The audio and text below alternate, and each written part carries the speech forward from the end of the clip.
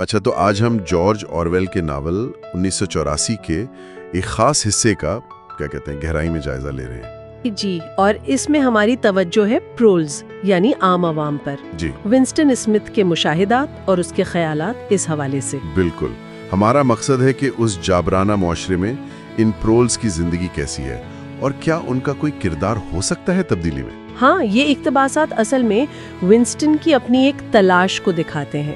وہ پارٹی کے کنٹرول سے باہر کسی حقیقت کو، کسی امید کو سمجھنا چاہ رہا ہے۔ اور وہ ایک بہت بڑا دعویٰ کرتا ہے نا کہ اگر کوئی امید ہے تو وہ پرولز میں ہے۔ جی، لیکن فوراً ہی وہ خود اس پر شک بھی کرتا ہے۔ ہاں، وہ تضاد بیان کرتا ہے نا کہ جب تک وہ باشعور نہیں ہوں گے وہ کبھی بغاوت نہیں کریں گے، اور جب تک وہ بغاوت نہیں کر چکے ہوں گے وہ باشعور نہیں ہو سکتے۔ تو یہ تو پھنس جانے والی بات ہے۔ بالکل، یہ تضاد ہی آپ دیکھیں اس باب کا ایک مرکزی نقطہ ہے، اور یہ پارٹی کے کنٹرول کے نظام کی پیچیدگی کو بھی ظاہر کرتا ہے۔ کیسے؟ میرا مطلب ہے پارٹی پرولز کے بارے میں کیا سوچتی ہے؟ دیکھیں، پارٹی کا رویہ بڑا متضاد ہے۔ سرکاری طور پر تو کہا جاتا ہے کہ انہیں سرمایہ داروں سے آزاد کرایا گیا ہے، لیکن ساتھ ہی انہیں فطری طور پر کمتر سمجھا جاتا ہے۔ کمتر؟ جانوروں کی طرح؟ ہاں، کچھ اسی طرح، جیسے انہیں بس چند سادہ اصولوں کے تحت قابو میں رکھتا ہے، ان پر کوئی خاص نظریاتی محنت نہیں کی جاتی۔ یعنی پارٹی سمجھتی ہے کہ ان کی سوچ کوئی معنی نہیں رکھتی۔ وہ مشہور جملہ ہے نا، انہیں فکری آزادی بالکل دی جا سکتی ہے کیونکہ ان کے پاس کوئی عقل نہیں ہے۔ جی، یہی پارٹی کو لگتا ہے کہ ان کی سوچ سے کوئی فرق نہیں پڑتا۔ یہ ایک طرح سے ڈراؤنا بھی ہے، اور شاید کیا یہ پارٹی کی کمزوری نہیں؟ یہ ایک اہم سوال ہے۔ پارٹی کا خیال ہے کہ پرولز اتنے سطحی ہیں، اپنی چھوٹی چھوٹی خوشیوں میں مگن، ان کی آزادی سے کوئی خطرہ نہیں۔ اور متن میں ان کی زندگی کی تفصیل بھی تو ہے، سخت محنت، بچے پیدا کرنا پالنا، اور پھر جی، اور پھر وہ فلمیں، فٹ بال، بیئر، اور سب سے بڑھ کر جوا یعنی لاٹری۔ ان کی زندگیاں بس اسی دائرے میں گزرتی ہیں، عموماً مختصر ہوتی ہیں۔ اور شاید اسی لیے ان پر پارٹی کی نگرانی بھی بہت کم ہے۔ بالکل نہ ہونے کے برابر۔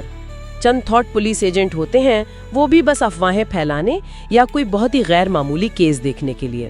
پارٹی ممبرز کی زندگی سے بالکل الٹ، جن پر ہر وقت نظر رکھی جاتی ہے۔ جی ہاں، اور یہ کنٹرول کی کمی شاید اس لیے بھی ہے کہ پارٹی ایک زیادہ گہرا کھیل کھیل رہی ہے، ماضی پر کنٹرول۔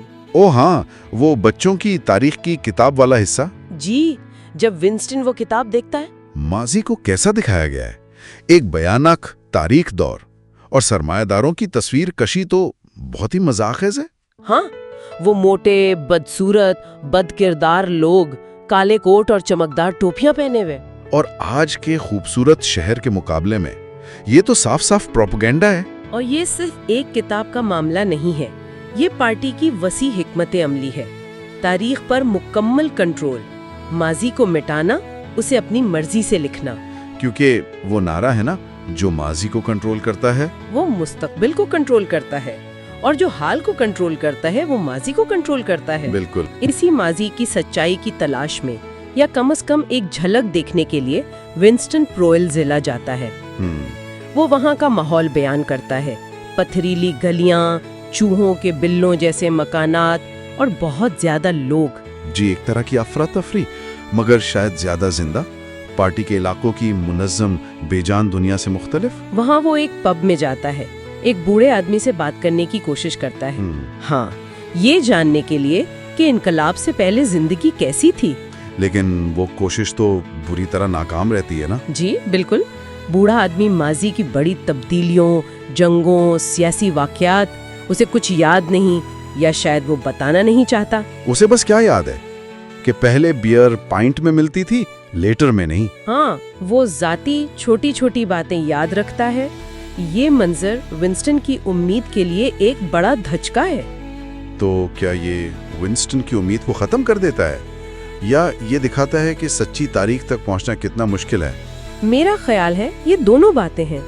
یہ دکھاتا ہے کہ جن لوگوں کو ماضی کا گواہ ہونا چاہیے تھا، ان کی یادداشت یا تو مسخ ہو چکی ہے، یا ان کی توجہ غیر اہم چیزوں پر مرکوز کر دی گئی ہے۔